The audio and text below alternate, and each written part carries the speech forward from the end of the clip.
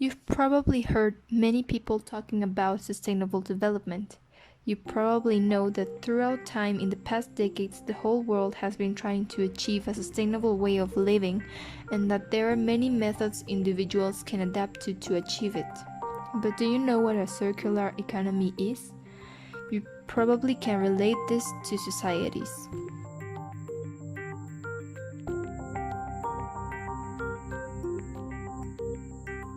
This topic is about the SDG number 12, which is about responsible consumption and production.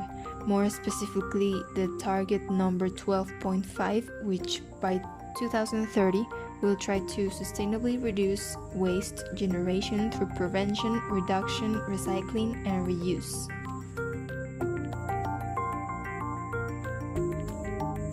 While the population keeps growing, the demand of natural resources for each person to live will increase significantly. According to the UN, when the global population reaches the approximate number of 9.6 billion people around 2050, the equivalent of almost 3 planets could be required to provide the natural resources needed to sustain current lifestyles. In only 17 years, the material footprint per capita has almost duplicated itself to 9 tons of material per person. The SDG chosen for this proposal seeks for the lesser use of resources and energy, but in a more efficient way so that the citizens of the big communities can have good quality of life.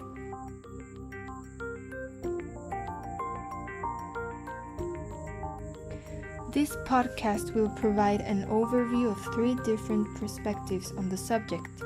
These perspectives are based on 3 different demographics that are involved or have a relation to the problem.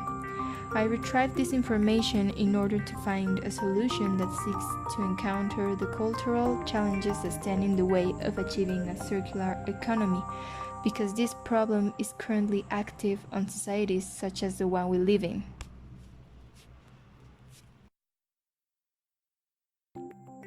Digamos que los mexicanos estamos volviendo a nuestras raíces en cuanto, por ejemplo, a los textiles que se utilizan, en cuanto a simplemente el acercamiento a la naturaleza que tenían las culturas prehispánicas, por ejemplo, y pues tenemos un gran ejemplo de dónde partir. For this project, I have chosen my first interviewee, who is Sofia Maya. She is a young adult who has 2 young children. She runs an independent business in which she promotes sustainable material-based clothing for babies. The demographic which she represents is young people that have knowledge about sustainability or that are learning the economical and social factors that are related to sustainable development.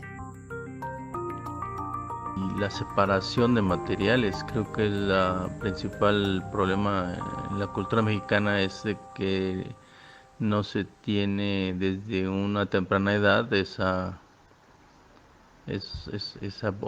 objetivos dentro de las familias. Second interviewee is Gerardo Maya. The second demographic which he belongs to is people who work on companies or factories that produce pollutant wastes and have knowledge about the recycling process these wastes go through. We are very conservative and we like to keep what we know because we are conformist and we will not like to invest in new things. My last interviewee was Constanza Valdez. She's a 17-year-old student, part of a young generation. The demographic which she belongs is young people who are aware of the problems that are occurring in their society in comparison to the rest of the world.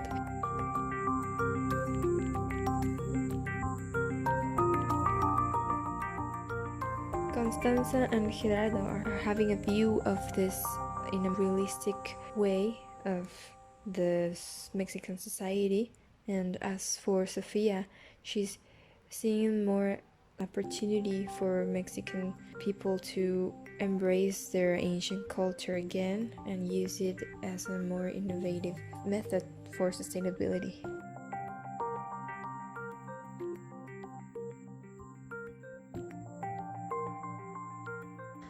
lo padre sería que las empresas cambiaran antes de que el consumidor se los pidiera, porque pues ellos tienen obviamente estudios del impacto que causan sus productos y los desechos que hacen, y no deciden cambiar sino hasta que el consumidor se los exige con su consumo. Pero pues al final que estas grandes empresas estén cambiando impacta al medio ambiente.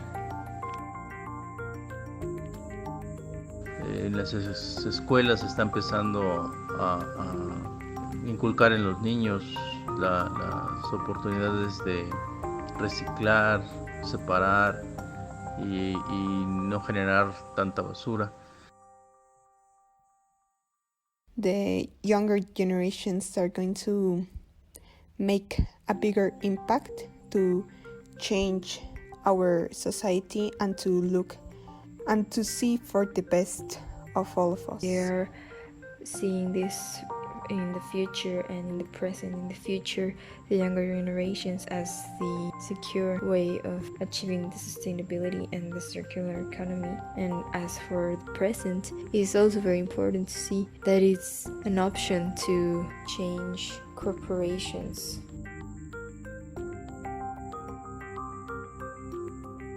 Se están rompiendo esquemas culturales, pero yo no veo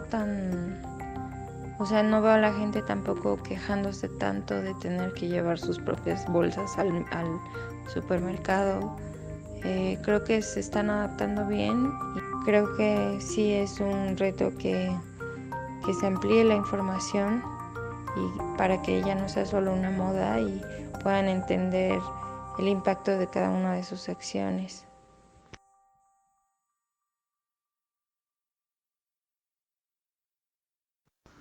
Me parece que pocas compañías están realmente haciendo un proceso de reciclado de desperdicios. No estoy seguro que el gobierno esté haciendo lo suficiente como en otros países. Al parecer están tomando mucho más en serio y tienen muchos más avances que lo que estamos viendo nosotros o lo que estamos consiguiendo nosotros. Mexico has to create better strategies to change, and even though there are campaigns for collecting garbage and recycling, we need strategies to generate a greater impact. Sophia's and Constance's statements have a more individual and social approach to this. It's very important to see this as an individual change and adaptation to this new system. And as for Gerardo's statement, government is also a big role in how, as a society, we need to change, and it's both individual and government roles are important.